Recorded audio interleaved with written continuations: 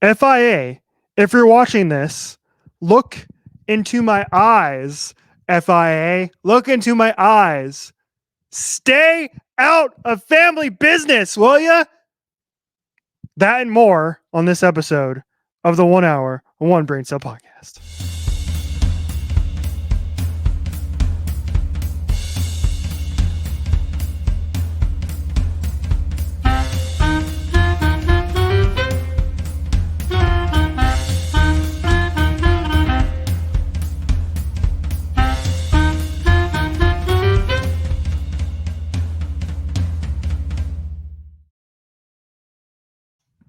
Happy Halloween, everybody. Welcome to the show. Another great episode of the show this week. Our theme this week is, of course, Happy Halloween, everybody. We hope you have a great Halloween. As you can see, ladies and gentlemen, I am so excited for Halloween. I decided to dress up as myself today, folks. I decided to dress up as myself.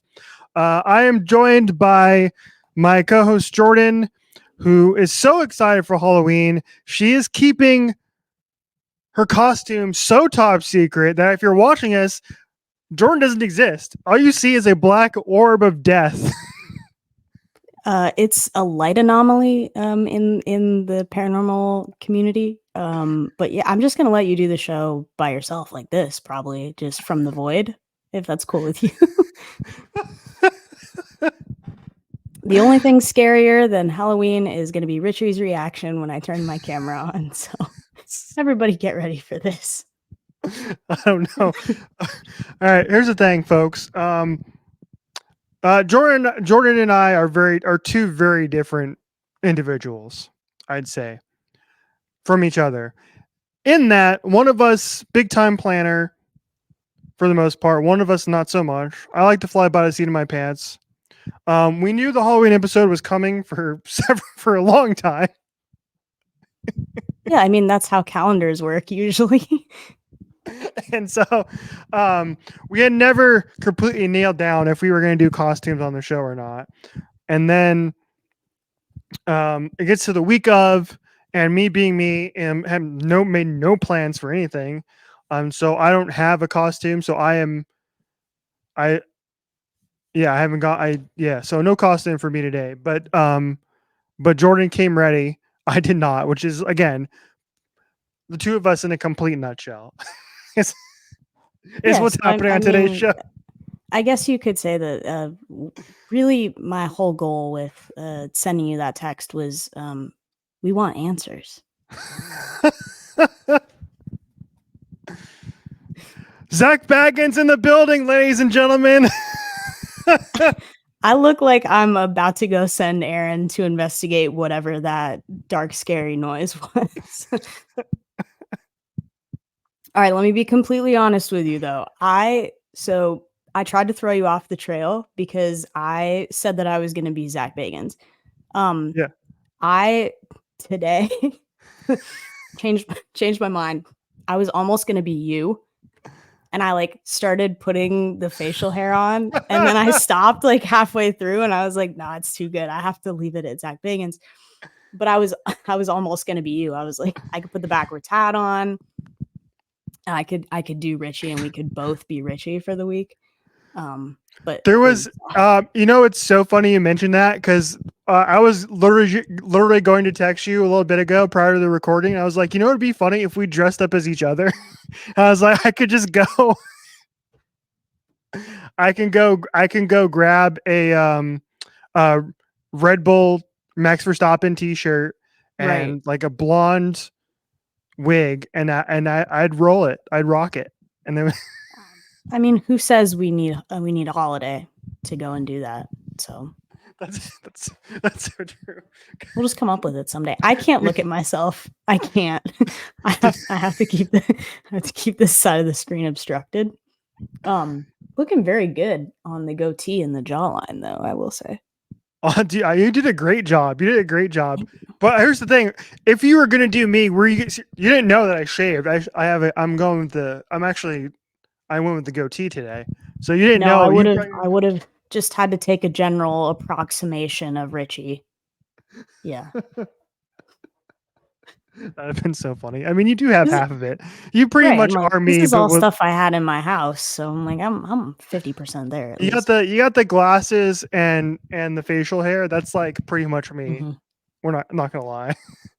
Yeah, I was like, I could turn the hat backwards and that would probably go a little way. Yeah. Shiminy Christmas. What is that like ectoplasmic thingamajiggy you got with there? What is I'm that? so glad you asked. This is an EMF meter used to measure electromagnetic field fluctuations. It's widely believed that spirits can manipulate electromagnetic energy. So if you see this thing spiking, we may be in the presence of one of the Salem Seven, as it were. I like to call this. We got this handy just in case we hear any like bumps in the night, any noises, because it's dark over here now. It's podcast after dark for real this week for me. So it is once again. We're ready. We see any light anomalies? Like we're Yo, good. I'm not gonna lie. If that damn thing turns red at some point during the show, I'm dropping this flipping mic and I'm leaving, and you're gonna do the show on your own. I'm out. Well, it's not poltergeist. It's not gonna reach through the Wi-Fi connection and get you. Like you have your magic amulet on, so you're good. You're so good. So good. I'm also net surrounded by like 40 electronics for this podcast setup. Yeah. It's gonna go red. Like if I hold it close enough to this microphone, it'll probably go red at some point. Right. All right, Zach, let's get on with the shows, shall we? Mm-hmm. A lot of spooky stuff going on this week, so we're gonna need some Zach insight, Zach Bagans insight into the. That's why we called in the expert this week. That's because we're talking about witches this week, among other things, some spooky stuff. So let's get into it. Now, okay, full disclosure, folks. We're recording a podcast after dark on Monday. So we are not privied. Is that a word? I think privy, like we're not aware of. We haven't been made aware of. Yeah. We're not privy to. Yeah. So it's not privied, it's just privy. I think it's just one singular privy. I like privy better. We are not privied. I'm just gonna go with that. I can't take you seriously either with your. Neither can I. So we want answers. We've worked years to build our credibility, our reputation, working alongside some of the most renowned professionals in the field. There are things in this world that we will never fully understand. We're not privied to the finale of Agatha All Along. We're not privy to the finale of Agatha All Along, which is happening on Wednesday night. So that's happening after we're recording this episode. Although, however, I guess it doesn't really matter. I say we could do like a live reaction and put that out before the actual episode. No, that's too whatever. I'm digging rabbit holes out. Anyway, Agatha All Along, episode 7. Yeah. No. Yes. Yeah. Yes? Wait.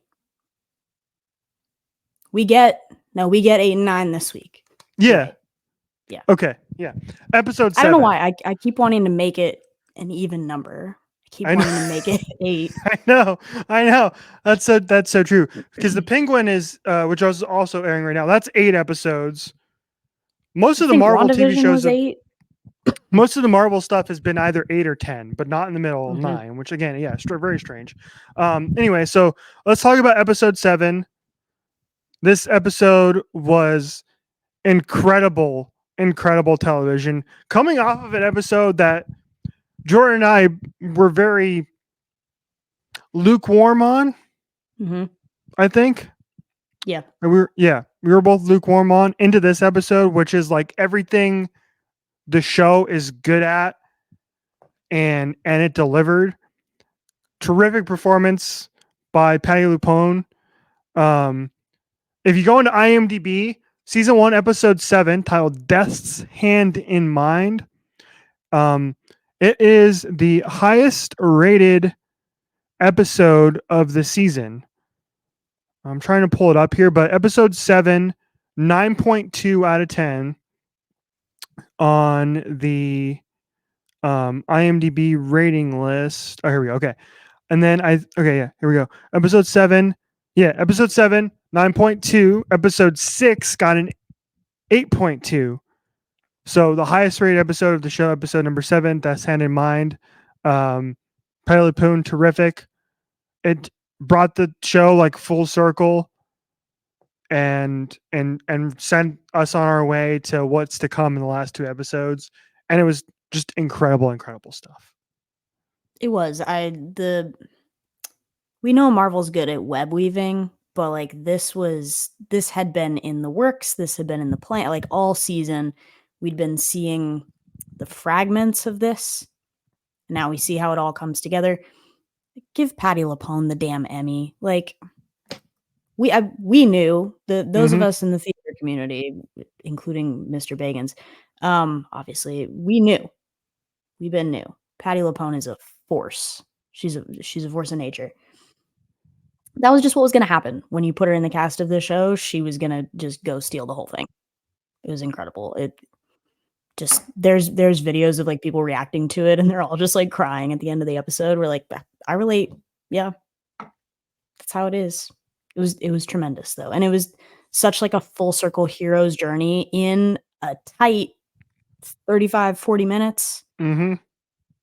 If you're gonna have to put a time cap on an episode, that is how you do it. Take notes, everybody else. Yep, and again, yeah, they did such a good job of.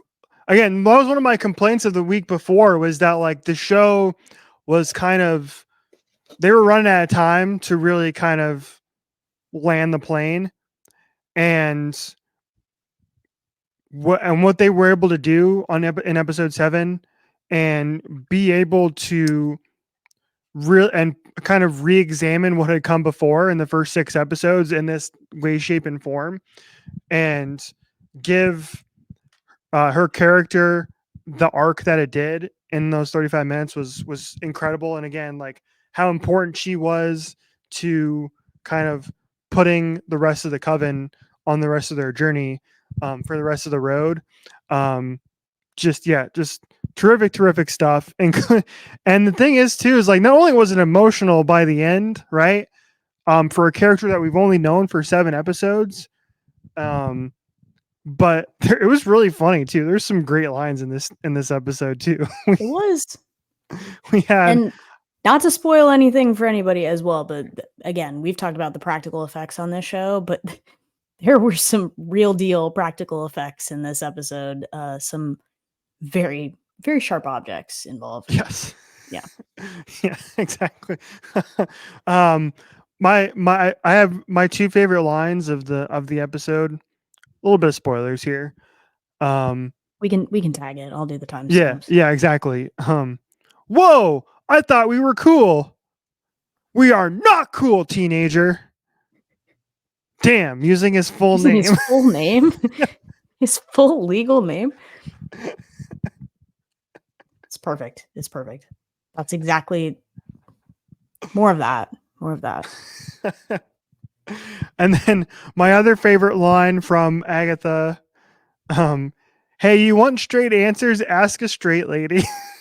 I love it. And it's so funny too, because like I think for both of those, or at least like a handful of them, and then there was one of Joe Locke's ad libs back in episode 6 too, that was like, I do not want to go back in the closet. And they were like, can we put that in there? They're like, we have to. We have to put it in there. That's our identity now. We have to do it. And Jack Schaefer was like, put it in. Like, yes. Love that. Love that.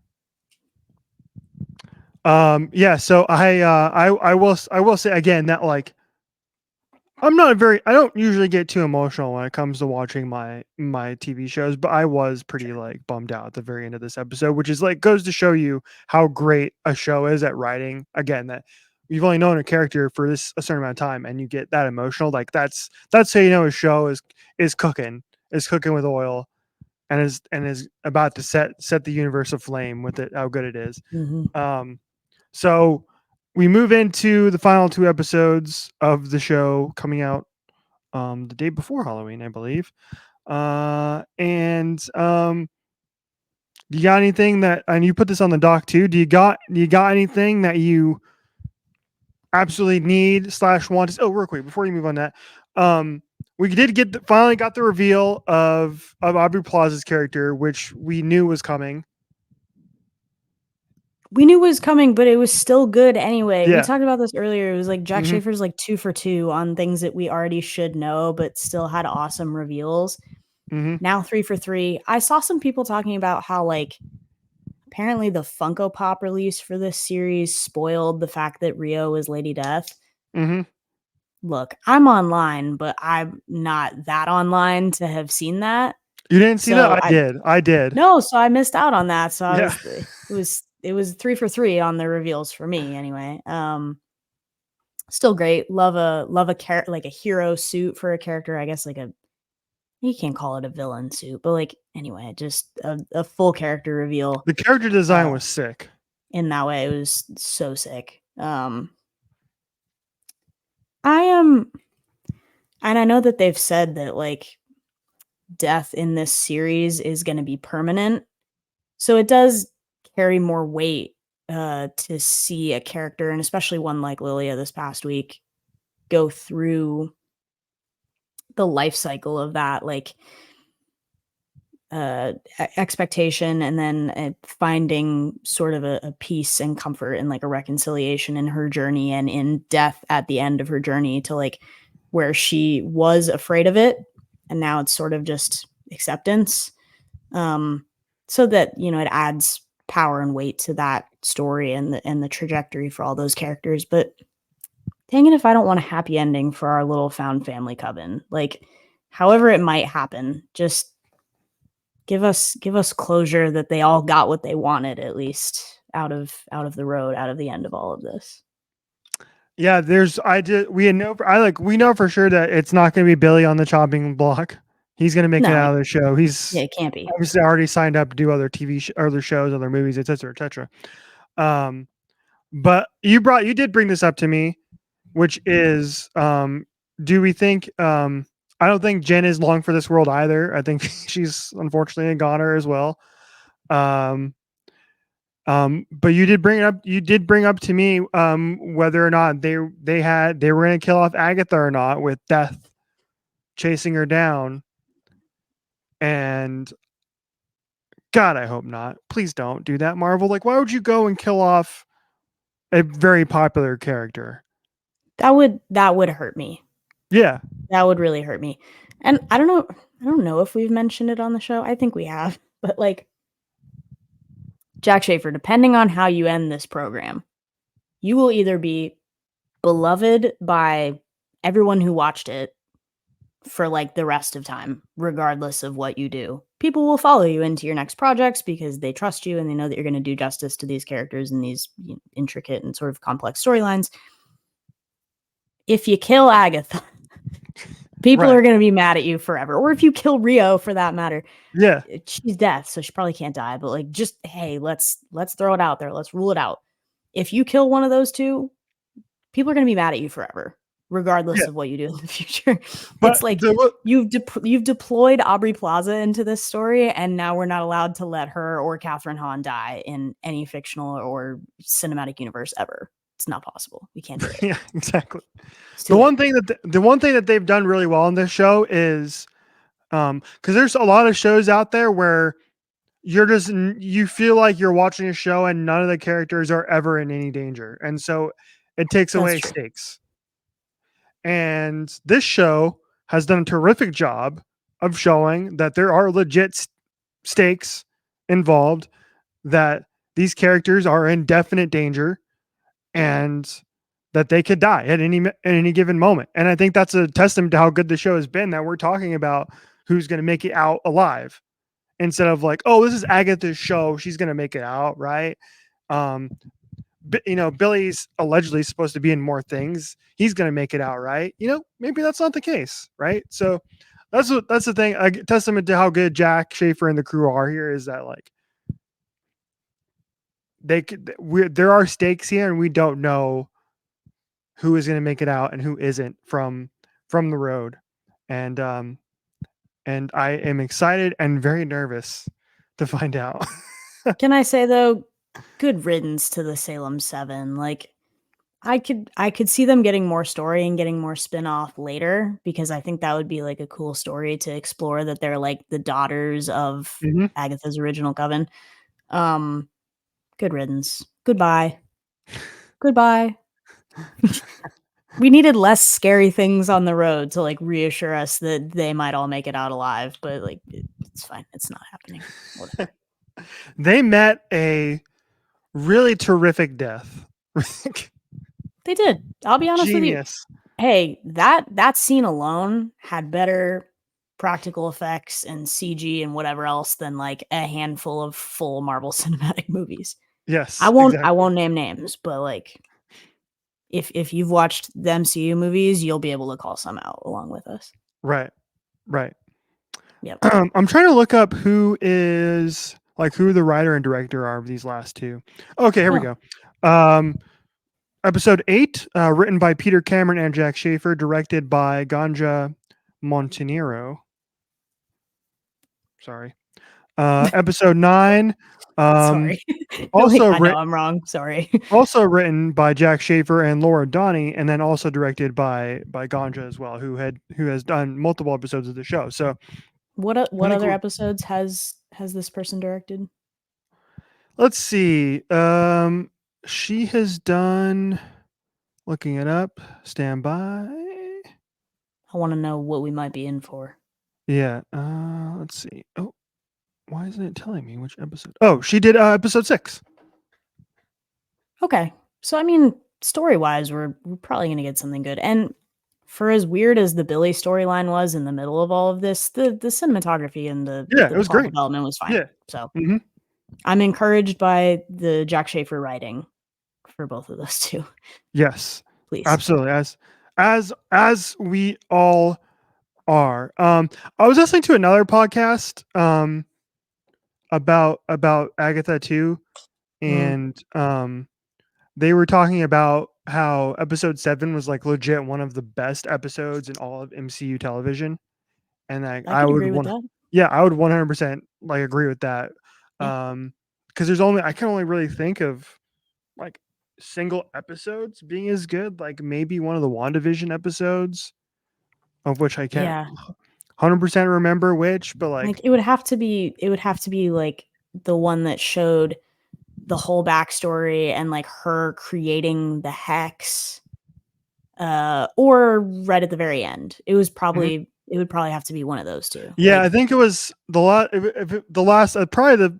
I know people weren't big fans of the finale to that, but it still has one of the greatest lines in MCU history, which is "What is grief but love persevering?" is still like still one of the greatest lines in the history of the MCU. Still as far great. As I'm concerned. Still great. It's and the bit where she's at Sword, I almost called it Shield.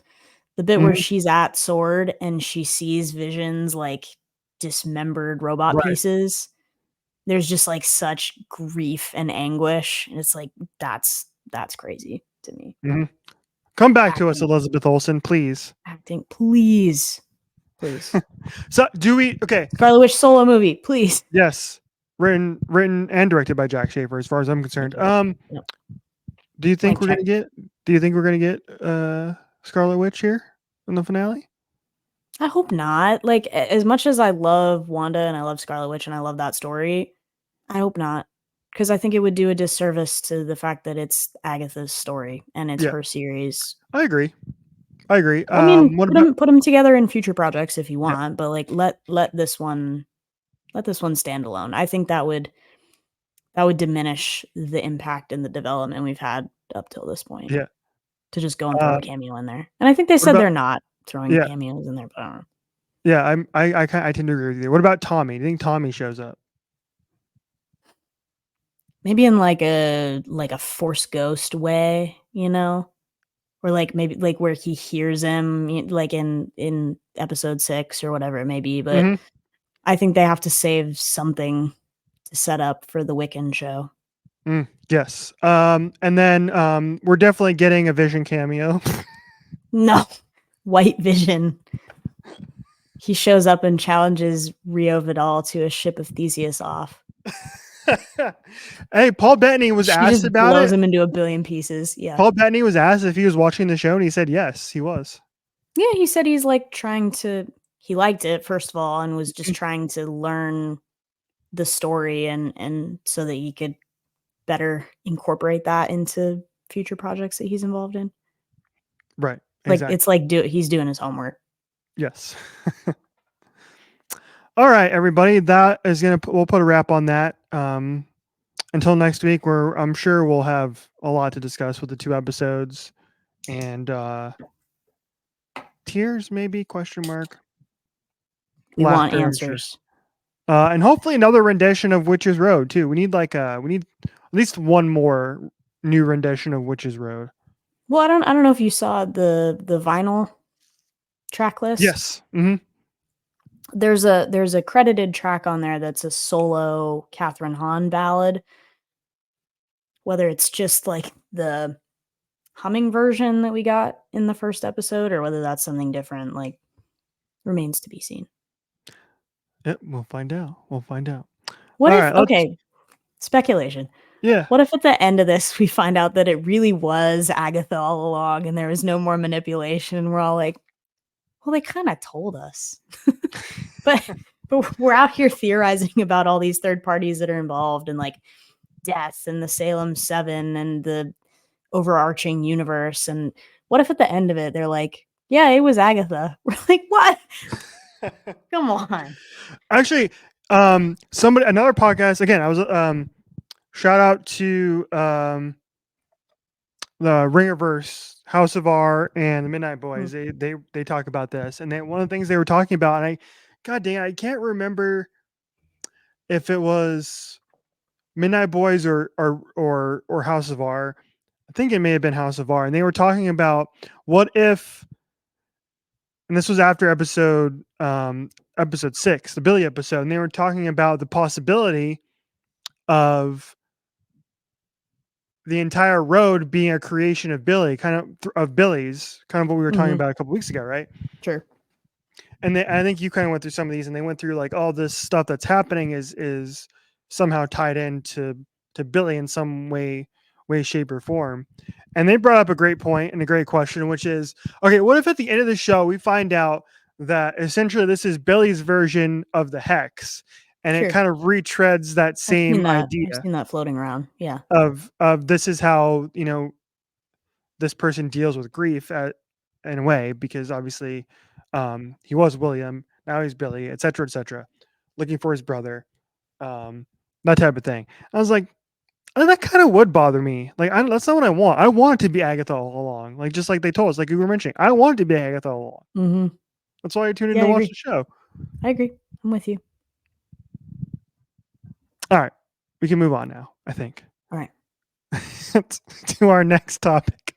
Side note, if you look at our rundown, there was only 2 things on there up until about, I don't know, 12 hours before we... Yeah. Less than 12 hours before we hit record. And then I went in there at like midnight last night and put in some more stuff. Yep. Info dump. Mm-hmm. Which we'll get to. That's how this show works. It works its best when we only have like one subject on it, and it just says witches, and it's like question mark. We're like, well, we'll figure something out. It says witches was the first one, and the second bullet point is Katie Gavin of Muna fame. Katie put out her debut solo record last week. And I don't know how much time. Wait, why is this coming up as Kevin? I don't want Kevin Gavin. Who the hell is Kevin Gavin? I thought you were gonna say Carol Newberry Mitchell. I was like, alternate universe, Katie Gavin. Not Katie Gavin. No, I don't want to know about Kevin Gavin. I want to know about Katie Gavin and Katie's debut solo record called "What a Relief" came out this past weekend.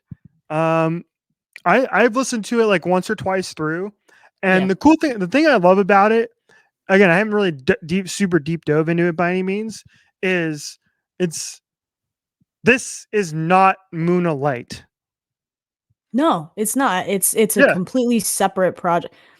There's like I don't know if you would agree with this. I feel like there's maybe 1 or 2 songs max that could even be Muna project adjacent, and the rest of it feels like a completely separate entity, which I love. And I think, you know, we've seen this with other artists that are like part of we see this with Boy Genius, like you and I talk about a lot, but like all of their solo work is very different from the work that they do together as a collective. yeah, I love when artists have the freedom to do that because it lets you explore all the stuff that you wouldn't normally make music about with your friends or with your band to go on a solo adventure. I like this record. Like you, I think I've only listened to it like maybe twice all the way through, but I do too, and I love the fact that it's a little bit more country, a little bit more folk mhm, inspired. Katie played the Newport Folk Festival, I think, maybe a month or two ago, and played some of these songs live. Um, so yeah, that's what I like about it. It's so different from her Muna stuff, and it's great songwriting too, right? Like even some of the like mhm, aftertaste, casual drug use, like inconsolable, like these songs that she had putting out previously as like the singles are all mhm. great. And and yeah, A plus, great stuff. Yeah. There's a couple. What was I gonna pull? I don't have the track list in front of me. Um, what is it called? Sketches. I want to say Sketches. Hmm. sketches. A big fan of that one. I liked. It's either called Baton or the Baton. That The that one hits Baton. different on the only daughter guilt train. That one hits different. Um,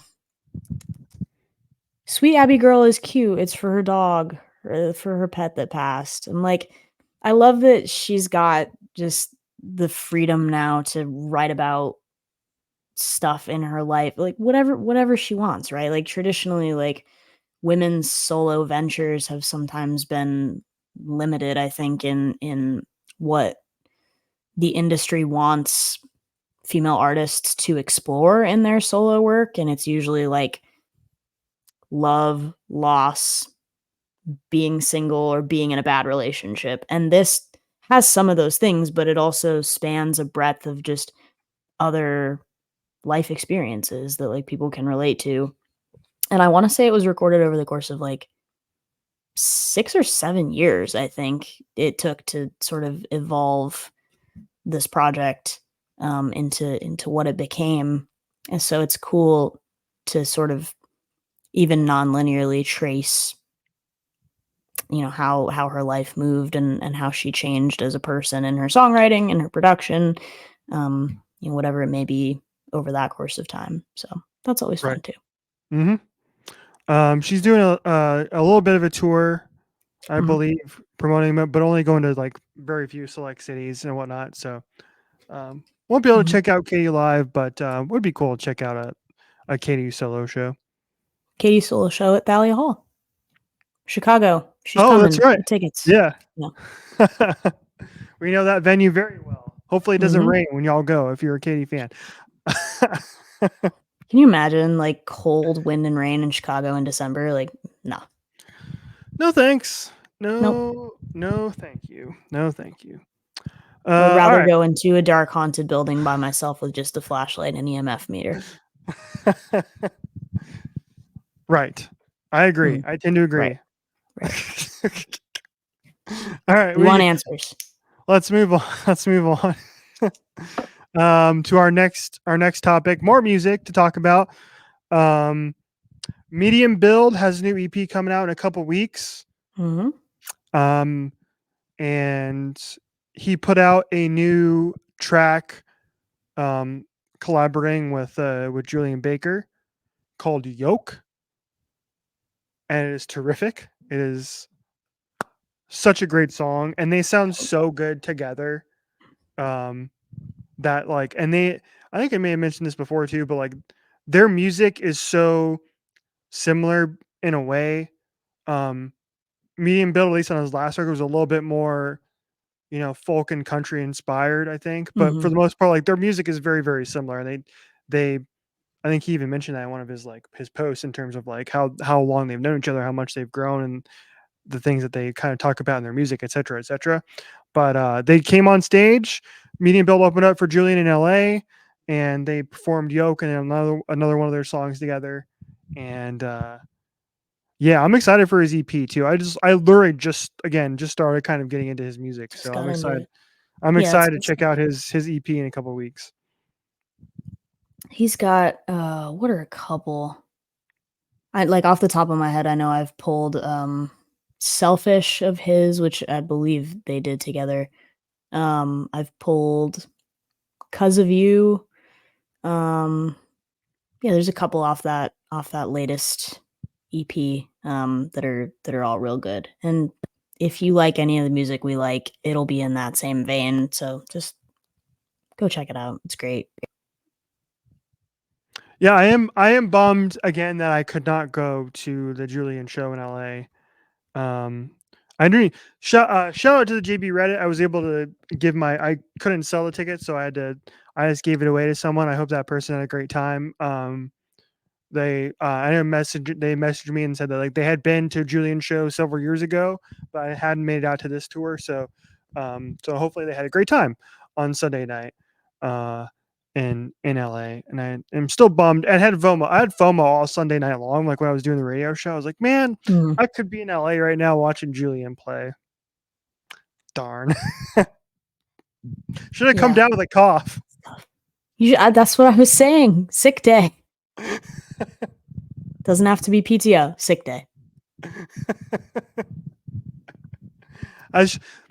I'm not that. I don't like doing that. I hate that. No, yeah.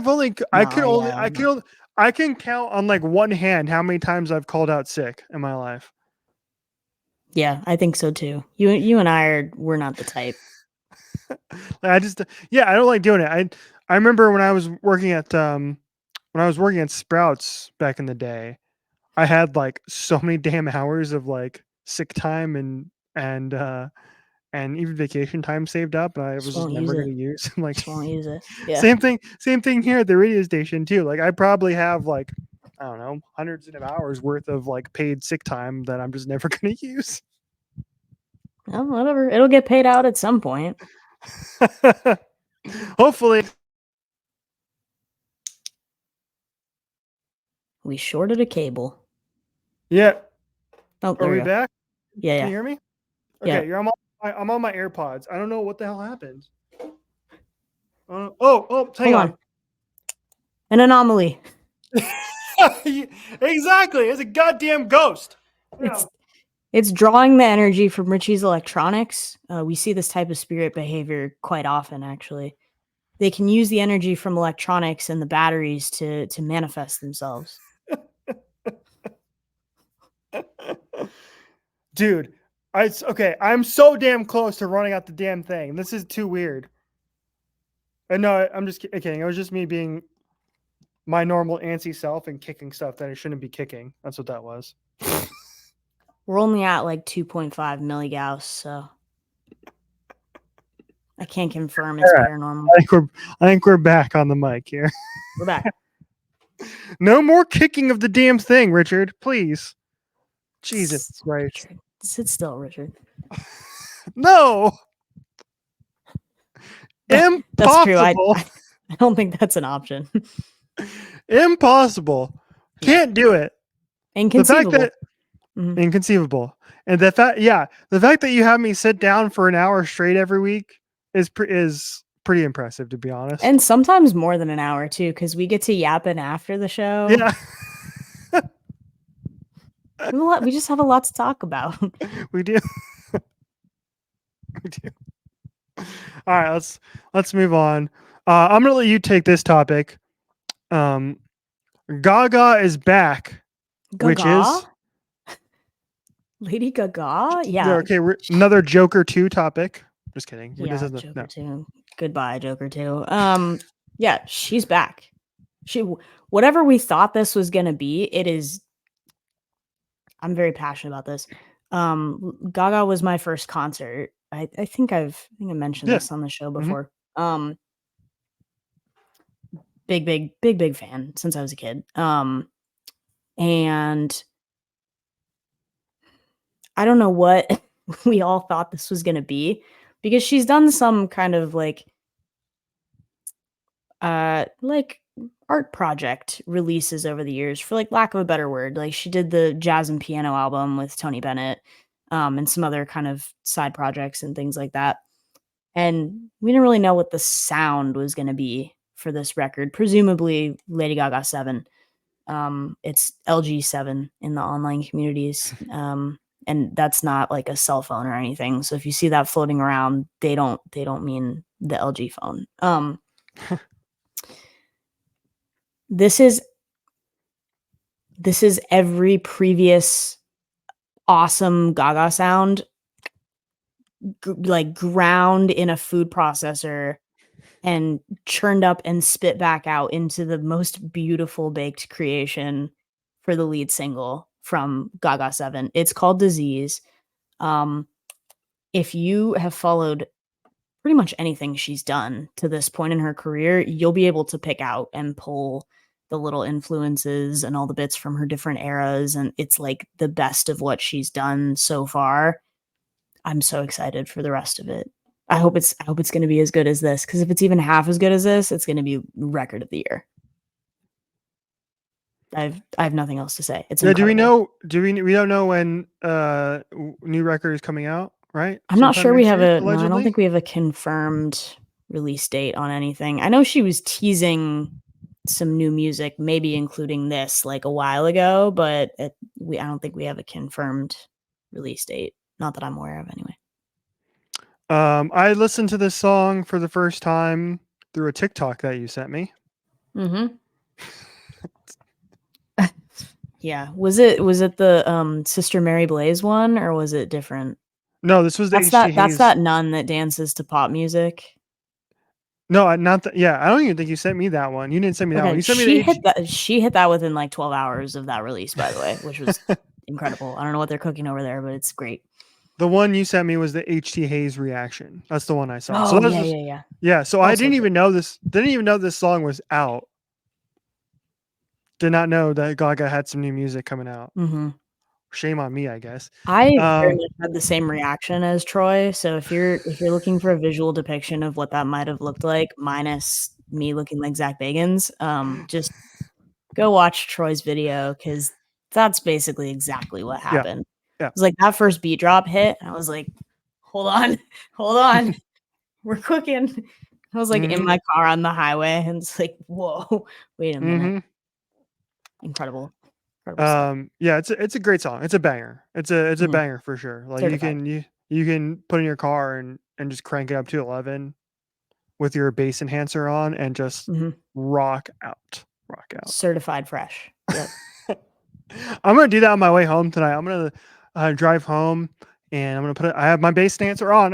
As we do, we talked about that. I think that I always have my bass enhancers on permanently without my knowledge. For the last 4.5 plus years, bass enhancer stays on in Richie's car. Bass enhancer stays on. It's funny because I have like an empty energy drink can, Celsius or something, like sitting in my side, and so when the bass starts going, like it starts rocking the can, and it enhances the experience that way. Nice. So maybe I'll do that till Lady Gaga's Disease. It's been seemingly well received. If I go to critical reception, Disease. Positive reviews from music critics. 9 out of 10, 5 out of 5, 4 out of 5. Right. Classic Gaga in the best way possible. The side of the internet that I'm on, but everything I've ever seen is people just being absolutely floored by this release. Yeah. Smart of her to put this out right after Joker 2 completely crapped the bed. Well, and I think we talked about this on a prior show too. That was like she put out that Harlequin album that was like, just in case y'all forgot, I'm a professional singer. Like, whatever I sounded like in the movie, that's not me. That's not true. Here's what I actually sound like.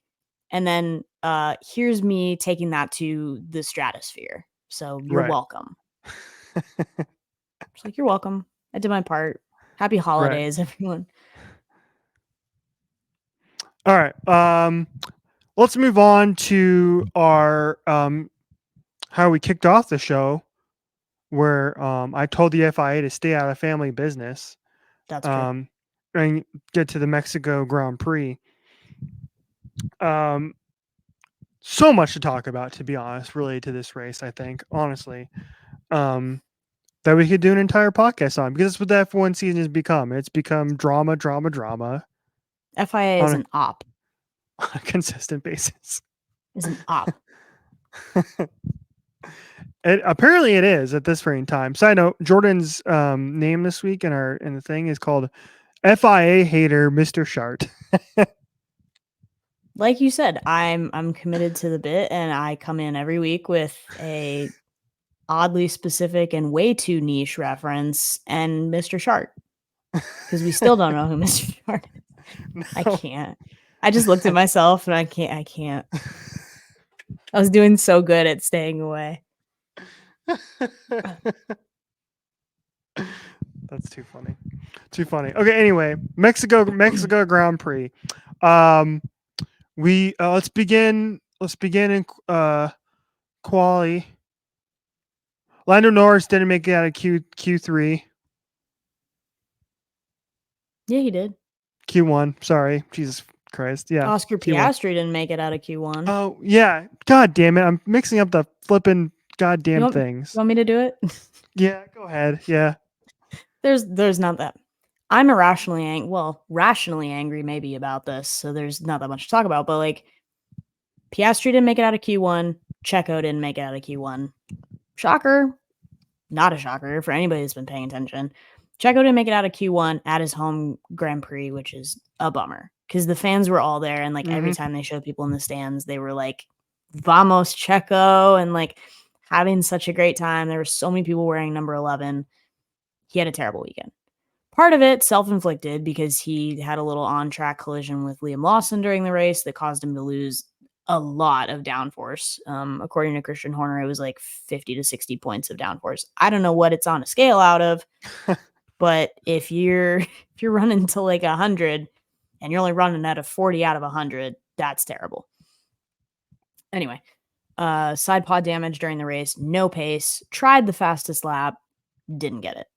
Bad weekend for Checo. And very honestly, and I think I texted you this, he may have driven his last Mexico Grand Prix at home. Like, I don't know how many strikes the team is going to continue to give him. And it stinks, because I do think he's a good person and he works hard and he's a good driver. Like, he seems to be well liked among the field, but just he doesn't really have it. And Red Bull has now slid to third in the constructors standings, because Max Verstappen is determined to drag that RB20 with him all the way to the finish line and possibly to hell and a trash compactor after this.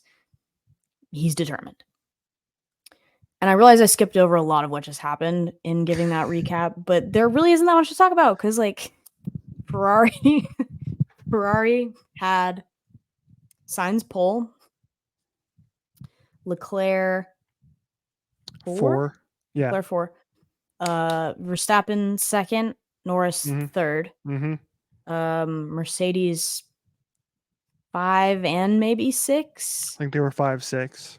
Or maybe Gasly was 6 and then a Mercedes was 7 or something of that nature. I mean, the Haas were up there as well. I want to say they started maybe 8 and 10 or 7 and 9 or something to that effect. That pretty much covers it. So anyway, there wasn't a lot of change among that top 10 in the field, to be quite honest with you, despite all the drama of the race. There were a few retirements. Alonso had to retire in his 400th Grand Prix, which is a bummer, but apparently he's also retired in his 200th and his 300th, so at least he's consistent. Why is he still racing, man? Can we Can we stop the He wants Fernando to. He thing? wants to Can go we? until the regulations change, which I guess I can respect that. But okay. There was a big crash at the beginning that was Albon involved and Sonoda involved, and Alonso retired. Lawson had some damage later in the race. He We got clashed the with return of our Colapinto. diva. We got the return of our diva. It's true. The diva, the safety car, immediately came out, by the way, which was like kind of terrible because Max got the lead for a minute and then just had to drive around for like 10 laps and cool his tires and whatever else on a full fuel car. Let's talk about the FIA involvement. I continue to be baffled with each passing hour about how this occurred. And my only explanation is that it was totally reactionary to what happened last week at COTA, where Norris was only given 5 seconds and McLaren complained about the 5 seconds, and they exercised their right to review and make an appeal, and the stewards were like, nope, whatever happened happened. And they're like, we actually usually give 10 for an incident like this, but we were giving everybody 5 all day, and we gave some people 10. But like this week, they were determined to push whatever convoluted title fight narrative there is. Johnny Herbert, you're terrible. You're a terrible steward. I'm sorry. Anybody who's not a British driver, you're determined to hand down the full legal force of the law against them. I will admit, probably both of those things that Max did, at least one of them, at least the second one at, turn 8 or whatever, was a penalty. I'll admit it. It's a penalty. It's hard racing, but you can't force somebody off the track. What happened at turn 4, where you got dive bombed down the inside, was not a penalty. Maybe, but if anything, it was 5 seconds. It was not 10 seconds. He got handed 2 separate 10-second penalties for infractions that would have both been 5 seconds at the previous race, and probably would have been 5 seconds if it was Lando Norris on the other side of this incident. And ruined his race. Still managed to get from P16 to P6 by the end of the race and minimize the damage because that's Max Verstappen and that's what he does. The overtaking made no sense to me. Lando's overtaking never makes any sense to me. It feels like he just sends it. And that McLaren has so much more pace than the Red Bull. The Ferrari have so much more pace than the Red Bull. If he's just patient for like one more second on track, he can make a clean overtake, but he's not capable of doing it. No. So Verstappen or Ferrari or Mercedes or whoever is racing against Lando Norris at this point in time, it's going to be one of 3 outcomes. You push him back, you get a penalty. You cede position on track and you screw yourself out of position in the race because he's not giving it back. Or third, you don't cede position. He's just going to crash straight into you like what we saw at Austria. Like just the pattern of all of this, you said this, but like the common thread throughout all of it is that Norris's attacking and overtaking is dangerous and bad and stupid. And he's picking bad moments to do it. And he's getting other people penalized for it. Yeah. Sometimes himself, but more often other people. I agree. And like the best example of that is earlier in the race, you mentioned Max had the lead over Carlos for a bit. And then they got back green, and then a few laps later, Carlos passed Max with no incident. Easy peasy. Sure. Right? And Max passed 10 other drivers down the field without any incident. The Haas drivers were passing people without incident. Mercedes passed each other without incident. If you had said that to Nico Rosberg and Lewis Hamilton in 2016, they wouldn't have believed you. Right. There is just, you're a professional race car driver. You should be able to overtake without crashing into somebody or forcing them off the track. And Norris is continually picking the wrong moments to do it. It is always Lando. It is never anybody else. He is the lone like common denominator here, because we've seen Max is a world champion for a reason. Like we've known for a while he's an aggressive driver. And he's a world champion because he's an aggressive driver. Somebody made comparison between like Max and Senna, and this is kind of true, which is like if you're saying that Senna is one of the greatest of all time, and Max drives very similarly, like that overtake in turn 8 that Max got penalized for, that was a Senna-like move. There was the smallest of gaps there, and Max went for it. And as far as I know, they didn't make contact, right? They didn't make any contact there. They just kind Yeah, of as went far a as little I know, right. they never touched. But I mean, somebody had said that if you like Senna, you can't hate Verstappen's Yeah. overtaking. And even then, this isn't the same level of aggression from Max that we've even seen in previous years. Like people were Mhm. going back to 2021 and his title fight with Lewis. Proper title fight, by the way. Proper Yes. title fight. Yes. Two proper bona fide drivers in rocket ship cars all the way to the end. Even then, the overtaking by both of them was probably more aggressive than anything we've seen on track from Max against Lando so far, maybe with the exception of Austria, where they made contact. But again, I maintain that there was room where that could have been avoidable. Yeah. Yeah. I agree. Yeah, my entire thing with this, and then what I was referring to at the top is like stay out of family business, FIA, is I mentioned this last week too. It's the same damn story, which is like just let these guys flip and race, man. That's what they're doing. There was no damage. They went off track a little bit. So what if they go off track a little bit? That makes it more fun. Like they're not going to do this every time, you know. They're not going to intentionally go because it hurts your lap time, dude. If you drive off the track, you're going to drive a slower lap time. It's not an ideal line to drive, so you're giving up. You're telling me that, like, you know, Max and Lando didn't lose time to the Mercedes or whoever were behind him when they both went off Or track. last week at Coda, they lost out to both of the Ferrari, and Leclerc scooted right through from 4th to 1st and then ran away with the race. Yeah, and nobody's doing that on purpose. Yeah, I think it was that second one in the turn 8 where the Ferrari got past both of them because they went off track, right? Like, if you do that, you're going to hurt your race. And so drivers aren't going to do that all the time. So that's my thing here is like, yes, there are rules, but I think the rules are too much and the stewards do too much. And they're not there to tell these drivers how to drive. Let them drive. They're in Formula One for a reason. They're some of the best drivers in the world, unless you're Lando Norris, in which case you're stupid, and overreactive and impatient. But like I said, every other racing series, they just let these guys fight it out on track. There's not this stewardship where they're handing out 5 and 10-second penalties like it's or at fun least coupons. we need steward consistency because we saw like you similar said, incident last week go for 5 seconds, and the ruling in the report was like we penalized the action that forced another driver off the track and not the outcome of it. This week they penalized both the action and the outcome of Norris losing position and being forced off the track, and then they gave him 2 separate 10-second penalties. The stewardship is not consistent race to race. Exactly. Yeah. So I that's agree. not I mean, either. you kind of mentioned it too. The turn 8, the dive bomb was a lot more egregious than the turn 4, which was not the turn 4 incident was not a penalty. Turn 4 is a typical racing incident, and if that had happened at turn 1, nobody would have batted an eye at it. Yeah.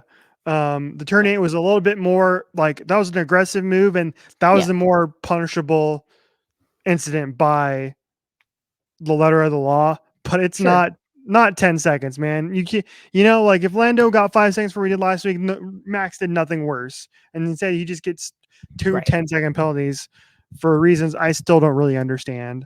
And then tail of the tape here is afterwards. Max was asked about it.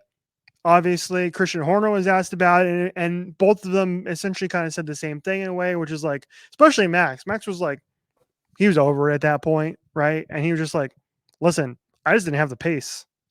And instead of whining about it, the true world champion is like, I don't have the pace, man. I probably should have finished 6th, with that car. Sure. right? You know, and then you go to Lando, and all he does is complain. All Zach Yeah, Brown does is get on he's in the TV and cool down whine. room looking for validation from Charles and Carlos, and they're like, "No, dude, Yeah. that was terrible." Zach Brown is like, "Well, he should have been penalized more than 20 seconds, in my opinion." You're like, "Stop talking." Why? It's just ridiculous. And McLaren, you got bigger things to worry about, bro. You don't. McKaren, McKaren, exactly. You don't have nothing. You can't worry about the drivers' championship anymore because that's not going to happen. Stop trying to make World Driver Championship happen. It's not. it's not gonna happen. It's been. You know what objectively, you know what the funniest outcome of all of this would be? If they win nothing with that Oh, spaceship, if I Ferrari think that's beats going them to in the happen. I think constructors that's going to happen. and they don't win world drivers and they had that rocket ship car all year and nothing happened. I truly think that's going to happen because the Ferrari is faster right now. Yep. They've smoked the McLarens the last two races. I would love to see it. Right? I truly would. And it's only, gosh, it's what 20 some odd points right now in the constructors. Yep. Let's see. Yeah, I'm gonna look it up real quick. Yeah, 566 for McLaren, 537 for Ferrari. So that is 29 points. Mm-hmm. 29 points. That's going to be wonderful. 29 points in 4 races to go. So gonna be great. I hope Ferrari gets it. Please, Ferrari, Chuck, Carlos, get it done. Again, mostly because Lewis is going to Ferrari next year, so he gets into the number 1 car next year. I'm manifested already, baby. Lewis number 8 in 2025. Let's go. Come on. They've been on great form. I can't fault them for anything they've been doing. Lewis number 9 in 2025. Asterisk. Well, we'll see, because like they keep having issues with Charles's car, so that man is getting waterboarded while he's trying to defend the entire time. I'm like, Lewis would not stand for that. He'd be like, I'm getting out of the car. We're not doing this. Charles is like, I guess I can drive while I'm suffocating. Like, can I get a snorkel on my pit stop or something? All right, so that's that. We got Brazil coming up. We got another sprint weekend coming up. Mm-hmm. So we'll be looking forward to that. Should be fun. You can get your Portuguese down. Yeah, I can. I'm good. I got a jump start on that, at least. For what it's worth. All right, we got one more topic to go before we get out of here. Going back to my letterboxd, I watched 2 movies this week. So I'll talk about my movies. Let me bring it up. What do you got for us? Let me bring it up here. 2 movies. I still have not seen We Live in Time yet, but it's on my list. But I'm a little busy this week, so. All right. Yeah, we'll get to it. Okay, so I watched 2 movies this week. I watched a movie called Blue Velvet. Have you seen that? No, heard of it though. Yeah, it's the David Lynch movie. Mm-hmm. Really liked it. 4 stars. Really cool. It's really cool, but really like interesting, kind of like murder mystery kind of thing to it. David Lynch's direction is so unique and so weird. It's like watching a movie in a world that doesn't quite feel real, and it's got some great performances. Dennis Hopper's in it. He's terrific. Our girl Laura Dern is in it. She plays like the lead female in it. Mm-hmm. And so she's great in it. So give that 4 stars. Good film. Highly recommend. And then I capped it off on Sunday night by watching the movie about the concert where the serial killer is trapped inside called Trap, written and directed by the writer and director of the movie about the beach that makes you old, M. Night Shyamalan. I watched that movie. Well done. I didn't know if you were going to be able to pull it off. You pulled it off. And, this movie is not a good movie, folks. Okay, do not make any ifs, ands. Bad. All right. Do not make any ifs, ands, or buts about it. This movie is not good. But that's a shame. That's a shame. Yeah, I mean, it's promising. It is not good, but it is entertaining. Does that make sense? It's like kind of like we thought of Madame Web. Like Madame Web, by any stretch of the imagination, not a good movie. But it's a meme. And you mean the 10 minutes she spent trying to open the Pepsi can because they only had one of those available on set, apparently? Yeah. It was prop dressed. Yeah. Objectively not a great movie. Wildly entertaining. Very Yes. rewatchable. I was almost Madam Web. I was like this close. I was like, if I could just find that red jacket, and then every red jacket I googled was like $50 and it had to be Oh, shipped. And this was like 3 days ago. I was like, no, not gonna happen. maybe Um, next year. so yeah, I gave Trap 3 stars. Josh Hartnett is great in it. Hmm. Um, there are okay. So this movie takes place at a concert, obviously. Mhm. Big, super, like big time pop star, sold out 20,000 seat show. And I cannot tell you how angry I was watching this movie because there are so many scenes in this movie where she's on stage in the middle of her headlining set and they go out to the concourse and the concourse is packed with people. I'm I'm just like, Why have would you you be ever out there during the have you ever headliner? been to a concert? You're here to see like this big massive, Taylor Swift-esque pop star and you're just all getting your freaking pretzels and getting your popcorn, getting your merch in the middle of the headlining set. I was like, Mm-mm. come on. And We I was want like, answers. this is not a real movie. No. Not a real movie. Now I'm probably the only one that thought this, but um I was thinking it and I was like, this is stupid. You're taking me out of the movie by apparently just putting a bunch of extras in the concourse. It would have been so much more creepy if there was nobody in the concourse. It was just Josh Hartnett walking around. That would actually have been kind of cool. It would have been claustrophobic and interesting. But no, they had to pack the That's damn true, but concourse. like, isn't the whole premise of it that they've staged this whole thing to trap him anyway? So Yes. if he's the only one on the concourse, then that doesn't Red fit. flag? Yeah, red flag. Right, Yeah. because he would just be the only guy wandering around. He would never do that because he knows Yeah. he would get caught. But if there's lots of other people on the concourse and he's like, all right, fair game, I can go like hide in the merch line. Yeah, exactly. Exactly. So that annoyed me. Um M. Night Shyamalan is in the movie. M. Night Shyamalan. he is in he is in the movie again, just like he wasn't old. I was waiting for him to show up, and when I saw him, I absolutely burst out laughing. I'm like, there he is. Get him. I would say it was the Leo DiCaprio meme. It was oh there he is. Yeah. Yep. And also the pop star is played by M. Night Shyamalan's daughter, so it was truly just like yeah. I'd recommend watch. It's worth a watch. It's a bad movie, but it's entertaining enough. And It's a Josh, bad movie, but you should still watch it. yeah, yeah. All right. Like it's hour and a No, half, I a little over an relate hour to and a that. half. We're not even a year removed from watching that dang Hallmark movie about the hockey player, so we really have we can't claim supremacy over movies that are bad, but you should still watch them. We're not holier than thou. We're not high and mighty enough to do that. No, absolutely not. No. I've seen worse movies this year than Trap, so Yeah. it's on HBO now. If you have HBO, give it a watch. You know, All right.